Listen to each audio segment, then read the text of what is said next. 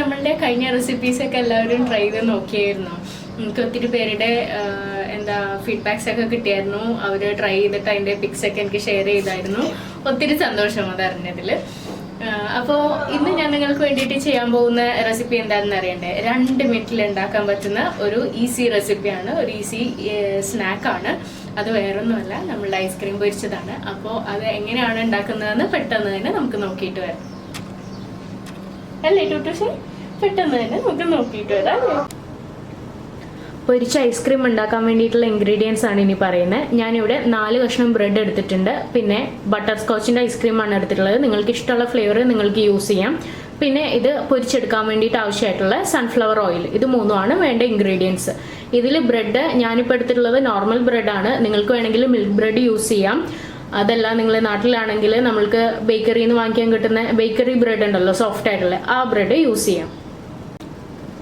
അപ്പോൾ നമ്മൾക്ക് പൊരിച്ച ഐസ്ക്രീമിൻ്റെ പരിപാടിയിലേക്ക് കിടക്കാം അല്ലേ? ഉണ്ടാക്കാനായിട്ട് തുടങ്ങാം. അതിനായിട്ട് 1 സ്പൂണോളം ഐസ്ക്രീം ഞാൻ എടുത്തിട്ടുണ്ട്. 1 ടേബിൾ സ്പൂണോളം ഐസ്ക്രീം എടുത്തിട്ടുണ്ട്. നോർമൽ സ്പൂണിലാണ് എടുത്തിരിക്കുന്നത് കേട്ടോ.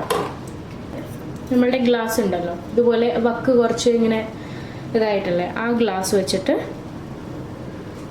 കണ്ടില്ലേ,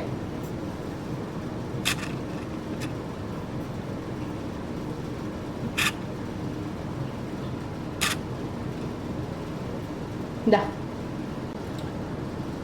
അതുപോലെ തന്നെ അടുത്തത് നമ്മൾക്ക് തയ്യാറാക്കാം. അപ്പോൾ ഇതാ ചട്ടിയിലേക്ക് ഓയിൽ ഒഴിച്ചു കൊടുത്തിട്ട് അതൊന്ന് കാഞ്ഞു വന്നിട്ടുണ്ട്. ഇനി നമ്മൾക്ക് അതിലേക്ക് ബ്രെഡ് ഇട്ട് കൊടുക്കാം. അധികം ടൈം വേണ്ട കേട്ടോ, പെട്ടെന്നാകും. ഒന്ന് തിരിച്ചിട്ട് കൊടുത്തിട്ടുണ്ട് കേട്ടോ. അപ്പോൾ ഇതാ നമ്മളുടെ ആദ്യത്തെ ഐസ്ക്രീം പൊരിച്ചത് ഞാൻ വറുത്ത് കോരിയിട്ടുണ്ട്.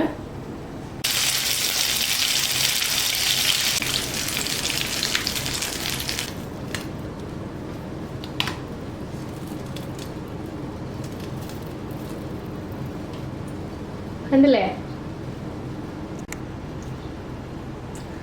ഇതാ നമ്മളുടെ പൊരിച്ച ഐസ്ക്രീം റെഡി ആയിട്ടുണ്ട് കേട്ടോ. ഇതെല്ലാവരും ഷുവറായിട്ടും ട്രൈ ചെയ്ത് നോക്കുക. വളരെ സിമ്പിളാണ്. വിത്തിൻ മിനിറ്റ്സ് നമുക്ക് ഉണ്ടാക്കിയെടുക്കാൻ പറ്റിയിട്ടുള്ള ഒരു സ്നാക്കാണ്. നല്ല ടേസ്റ്റിയാണ്. അപ്പോൾ ഷുവറായിട്ടും ട്രൈ ചെയ്യുക. ഇഷ്ടപ്പെടുവാണെങ്കിൽ നിങ്ങളുടെ ഫ്രണ്ട്സിനും ഫാമിലിക്കും ഒക്കെ ഷെയർ ചെയ്യാനും മറക്കരുത്.